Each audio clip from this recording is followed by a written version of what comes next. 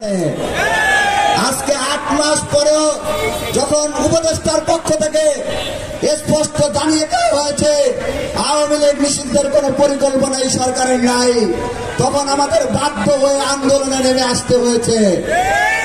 যখন কোন উপদেষ্টা বলেন আওয়ামী লীগ নিষিদ্ধে বিভিন্ন এমবাসি এবং সংস্থার অনুমতি লাগবে, তখন আমাদের অন্তত হৃদয় ব্যথা লাগে। আমাদের মনে হয় যে এই সরকারের ঘুড়িটা ইন্টারিমের মধ্যে ঘুরলেও লাটাইটা বিদেশের কোন এমবাসি থেকে পরিচালিত হচ্ছে। এই ধরনের বিদেশি প্রেসক্রিপশন যারা বাস্তবায়ন করতে চাচ্ছেন, যারা বিদেশি বীজ বাষ্প বাংলাদেশে প্রতিষ্ঠা করতে চাচ্ছেন, আবু সাইদ মুগ্ধের উত্তর সরিয়া সেটি সফল হতে দেবে না, দেবে না, দেবে না।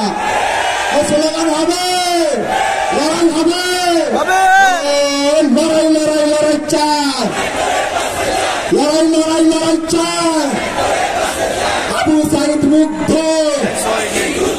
আবু সাইদ মুগ্ধ, ওয়াসিম মুগ্ধ, গরিবসী বন্ধ কর, আওয়ামী লীগ নিষিদ্ধ কর।